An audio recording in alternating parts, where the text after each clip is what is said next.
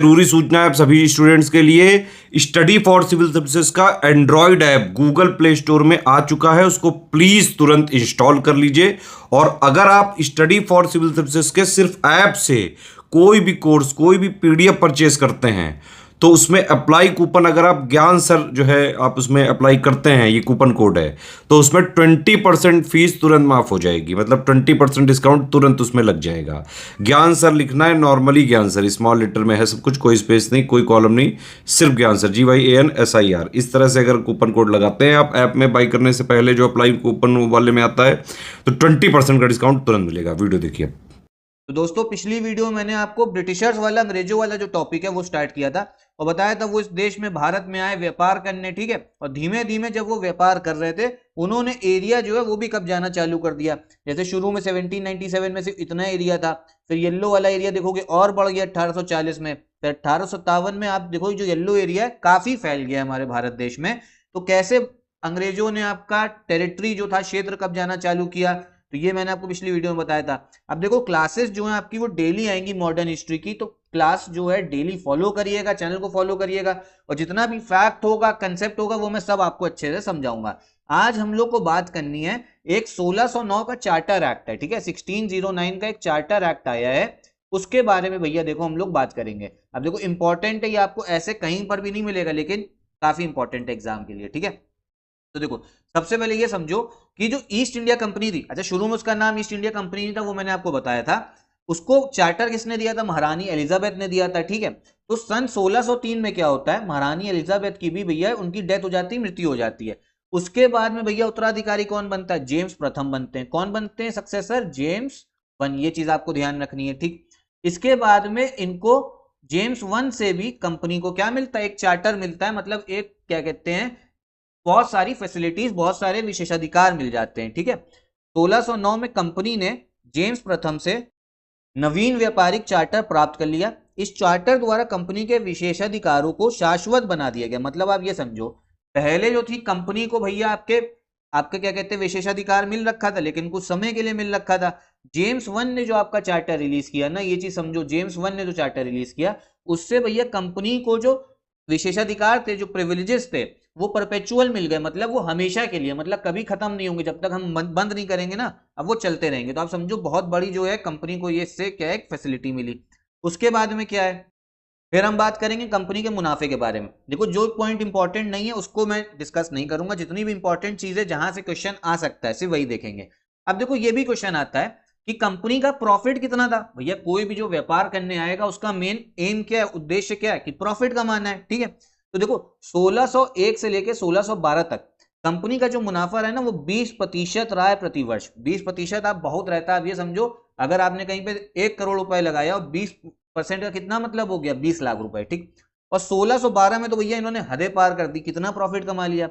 1612 में कंपनी के 2 लाख पाउंड की पूंजी पर, मतलब 2 लाख पाउंड की पूंजी थी, ठीक है, कैपिटल था, उसमें 1 लाख पाउंड का प्रॉफिट कमाया, मुनाफा, मतलब 50%। कब? 1612 में। ये क्वेश्चन आ सकता है आरओ यूपीपीसीएस में, ठीक है, आरओ में खासकर आ सकता है कि कितना प्रॉफिट 1612 में हुआ था, तो 50% का हुआ है, ठीक है।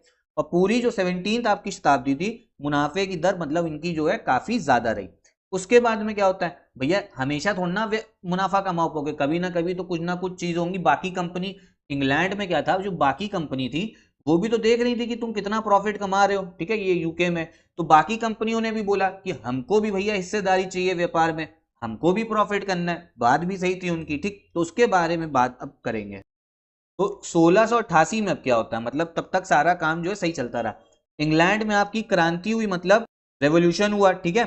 तो जो जेम्स द्वितीय थे उनका तख्ता पलट कर दिया गया, और उस समय पे भैया कौन जो है आपका सत्ता संभाली? विलियम थर्ड ने, और उनकी जो बीवी थी मैरी, उनको संयुक्त शासक जो है बनाया गया, ठीक है।